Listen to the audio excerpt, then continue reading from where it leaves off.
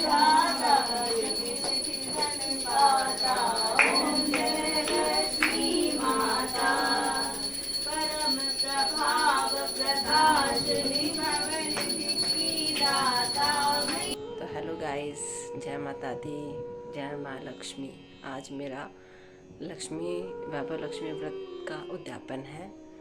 तो मैं सुबह सुबह नहा के अब तैयार हो रही हूँ।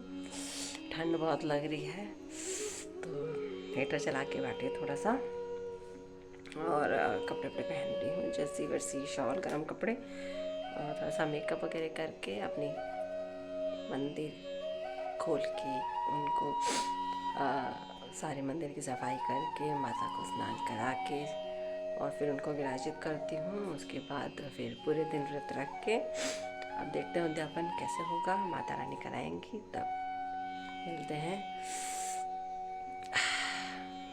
बने रहिए वीडियो में। तो हेलो गाइस, जय माता वैभव लक्ष्मी। आप सब कैसे हैं? Welcome to my new vlog. माँ वैभव लक्ष्मी व्रत का उद्यापन मैंने पहले एक वीडियो बना रखी है। माता वैभव लक्ष्मी व्रत के शुक्रवार में हम हर शुक्रवार को कैसे पूजा करते हैं इसका मैंने बता रखा है। तो बस वही पूजा मुझे अब करनी है। सबसे पहले उद्यापन उसके बाद करते हैं। तो सुबह उठकर स्नान करके लकड़ी के पटरे पर हम आसन लगाते हैं जिस तरह से। तो मैं सुबह ही अपना जो मंदिर है लकड़ी का वो नीचे ही रखा हुआ, आप देख ही रहे हैं। तो इसलिए तो मैंने सुबह सुबह ही माता रानी को और सबको स्नान करा के, साधारण सा स्नान करा के अपने मंदिर की सारी सफाई कर रही हूँ मैं। और करके उनका आसन का कपड़ा वगैरह, लाल कपड़ा जो हमें शाम को बिछाना था वो मैं अभी सुबह ही सफाई करके बिछा दूँगी। ऐसा ज़रूरी नहीं कि उसी समय बिछाएं, क्योंकि मैं सुबह ही माता को स्नान करा के नए वस्त्र वगैरह पहना रही हूँ। तो मैं आज सुबह ही कर लेती हूँ ये काम। और जब मैं मंदिर की सफाई करती हूँ तो मैं कभी भी मंदिर पूरी तरीके से खाली नहीं करती, क्योंकि मंदिर खाली करना शुभ नहीं माना जाता है। तो मैं जब भी मंदिर की पूजा करती हूँ, स्नान कराती हूँ, तो एक मूर्ति ज़रूर मंदिर में रखती हूँ एक स्नान से पहले।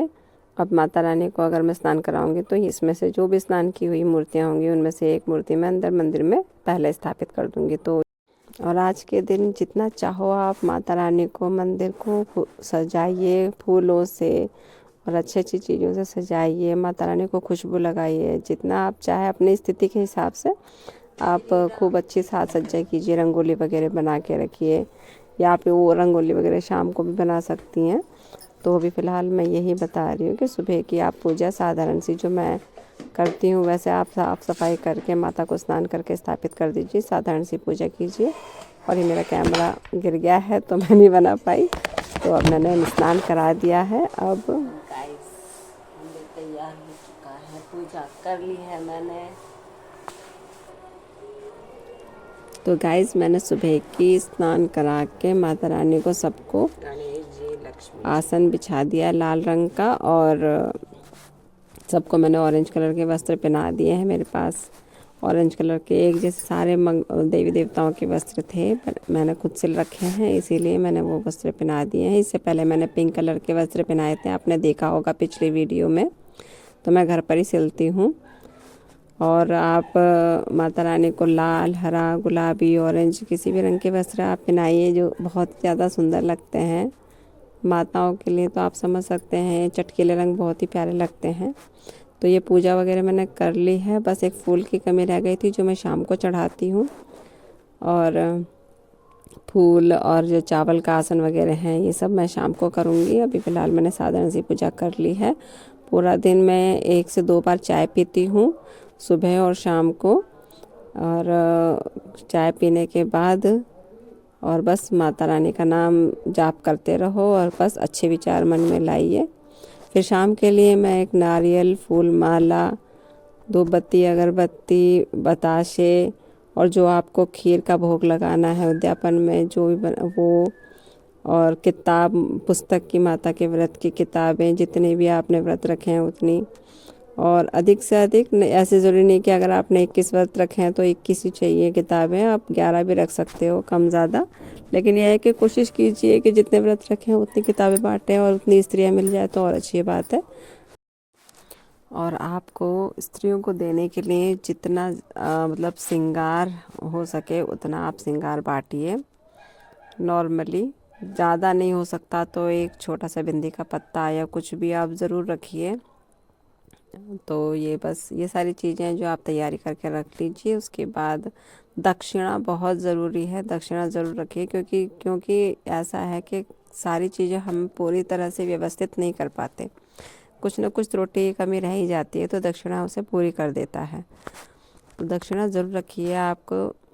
और अपना उद्यापन का जो भोग है उसे तैयार करके रख लीजिए। तो मैंने मखाने की खीर बनाकर तैयार कर लीजिए, केले वगैरह ला के रख ली है। और मैंने आसन माता रानी का लगा के कलश की स्थापना करके, श्री यंत्र मेरे पास पिछली बार नहीं था, उद्यापन से पहले श्री यंत्र भी आ गया, उसकी भी मैंने पूजा कर ली है। गुलाब के फूल, लाल फूल ज़रूर चाहिए माता लक्ष्मी के लिए। कमल गट्टे नहीं मिल पाते हमारे पास, क्योंकि कमल गट्टे मुश्किल से मिलते हैं। गुलाब का फूल इनफ है, काफ़ी है, इतना है क्या गुलाब के फूल हमें पास की दुकानों से मिल जाते हैं, हमारे घरों में भी होते हैं। तो गुलाब के फूल ज़रूर रखिए। इत्र वगैरह सब कुछ लगाइए, माता रानी को जितना साज श्रृंगार करा सकते हैं कराइए। और फिर मैंने अपनी कथा पढ़ ली है, कथा पढ़ के मैंने स्त्रियों को बुला लिया है। मेरे घर के आसपास इतनी स्त्रियां थी कि हाँ, मेरा उद्यापन सही ढंग से हो गया। तो हर उद्यापन में आप हवन ज़रूर कीजिए। उद्यापन की सामग्री ला के थोड़ा सा लकड़ी के लोहे के बर्तन में या हवन कुंड में या किसी मिट्टी के बर्तन में थोड़ी सी हवन सामग्री, थोड़ा सा कंडा सुलगा कर उस पर घी हवन सामग्री का प्रज्वलित करके थोड़ा सा अपने घर में उसकी धुनी ज़रूर दें, ये बहुत ज़्यादा शुभ माना जाता है। और सभी को मैं सबसे पहले चरण धोकर स्पर्श कर रही हूँ सभी स्त्रियों के। उसके बाद मैंने सबको तिलक लगाया है और मेरी भतीजी मेरे साथ थोड़ा सपोर्ट कर रही है, क्योंकि मेरा हाथ वहाँ तक नहीं जा पा रहा था और भीड़ मतलब जगह बहुत कम थी मेरे कमरे में, तो मैंने उसका थोड़ी सी हेल्प ले ली। सभी को मैंने स्टार्टिंग की, उसके बाद मैंने उसको हेल्प कराने के लिए कह दिया। तो सबको मैंने सबसे पहले चरण धो लिए, फिर मैंने सबको कलावा बांधा, तिलक लगाया और तिलक लगा के मैंने अपने भी कलावा बनवाया है। तो ये सारी स्त्रियां मेरे पास थीं। फिर हवन करके कथा कर चुकी हूँ मैं, कथा करके हवन कर दिया। हवन के समय मैंने आरती गा दी है, आरती करके सबके सबके तिलक लगा के कलावा बांध के सबके लिए भोग तैयार कर रही हूँ मैं। और ये मखाने की खीर मैंने रख रखी है। सबको केला, मखाने की खीर, पुस्तक, दक्षिणा, बताशा जो था मैं हर शुक्रवार को भोग लगाने में रखती थी, वो बताशा और जो भी आपका साज श्रृंगार रख रखा है वो ये ज़रूर रखिए। और नारियल जो था, श्रीफल, वो वहाँ पर ही फोड़ कर थोड़ा सा उसमें से जल अपने जो हवन कुंड में थोड़ा सा जल चढ़ाइए और माता रानी को भी भोग लगाइए। उसका जल हम सब पिएंगे, सबको पिलाइए, सभी स्त्रियों को थोड़ा थोड़ा, एक एक आधा चम्मच, खुद भी स्वयं भी पिए, अपने घर के सभी सदस्यों को पिलाए। और फिर सभी को उनका भोग दें, जो भी आपने तैयार करके रखा है स्त्रियों को प्रसाद रूप में देने के लिए। मैंने मखाने की खीर, केला और दक्षिणा और बताशा ये सब रख रखा था। और जो भी आपको श्रृंगार का सामान देना है, 1 है, 2 है, 4 है, जो जितना हो सकता है वो दीजिए और दक्षिणा ज़रूर रखिए उसके ऊपर। और इस तरह से मैंने अपना व्रत पूरा किया। और फिर सबको खुशी, ये मतलब इतना काम करना है तो मन में किसी चीज़ की जलन द्वेष मत रखिए, अपने मन में खुशी रखिए, भाव के साथ जो माता रानी के साथ अपना अटैचमेंट बनाइए कि हाँ माता रानी, मैंने आपका ये व्रत रखा है। माता रानी से ये प्रार्थना भी कीजिए कि इस व्रत को मैंने पूरी लगन भावना के साथ किया है और कृपया इस व्रत को आप स्वीकार करें और मुझे अपना फल दीजिए। माता रानी, मुझ पर अपनी कृपा बरसाइए और मेरे कोई भी उस व्रत रखने में या उद्यापन विधि में किसी भी प्रकार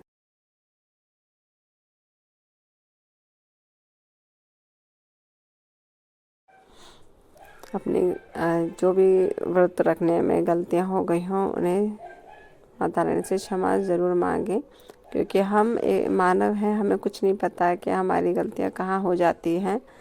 हम पूरी विधि विधान से भी पूजा पाठ नहीं कर पाते, तो क्षमा ज़रूर मांगें, अवश्य ही मांगें। और एक श्लोक भी है क्षमा का, अगर आप को आता है तो वो पढ़िए, ना जानामि वगैरह वाला। और बस माता रानी से कुछ आपको नहीं आता तो साधारण भाषा में अपनी क्षमा मांगिए और सभी स्त्रियों के पैर छुए, उनसे आशीर्वाद लें और बिल्कुल भाव के साथ उन्हें लक्ष्मी रूप जानकर ही उनके पैर स्पर्श कीजिए और उनसे अपना आशीर्वाद लीजिए और कहिए कि माता रानी, मैंने अपना व्रत पूरा किया है और मुझे अपना आशीर्वाद दीजिए, मेरी गलतियों को क्षमा कीजिए। इस प्रकार मैंने अपना व्रत का उद्यापन पूरा किया और पूरा करने के बाद थोड़ा सा मन अच्छा लग रहा था, थोड़ा मन खुश हो रहा था, तो मैंने भजन भी करवाए। तो सबने भजन करने का साथ भी दिया मुझे। तो आप अपनी इच्छा पर है भजन, अगर आपको मन कर रहा है तो 5 भजन, 7 भजन, 2 कम से कम 2 भजन ज़रूर करवाइए माता रानी के भेंट।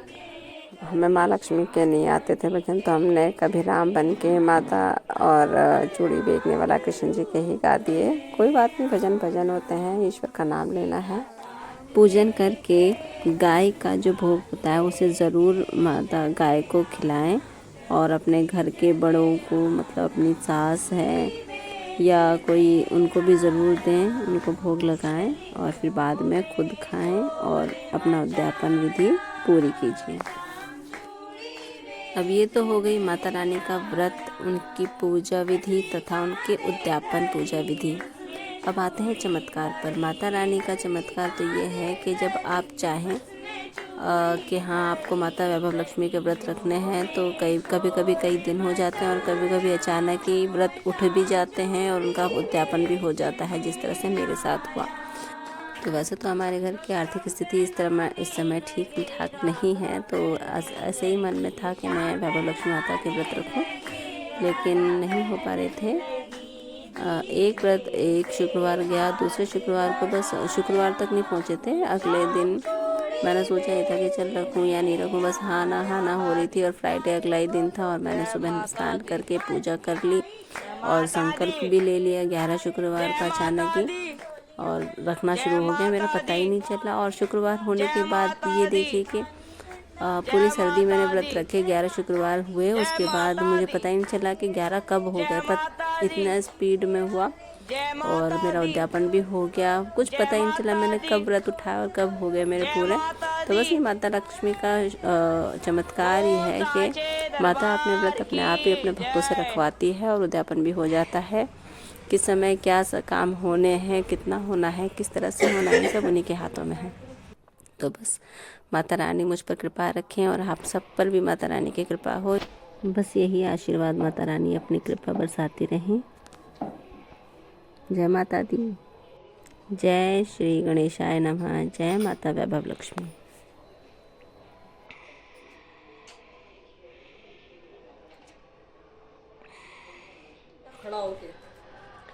जय लक्ष्मी माँ, आज मेरा व्रत का उद्यापन पूरा हुआ है। 11 व्रत रखे थे मैंने, तो माता रानी हम सब पर कृपा रखें, मुझ पर अपना आशीर्वाद बरसाएं और सब पर आशीर्वाद बरसाएं। माता रानी की कृपा सब पर बरसे।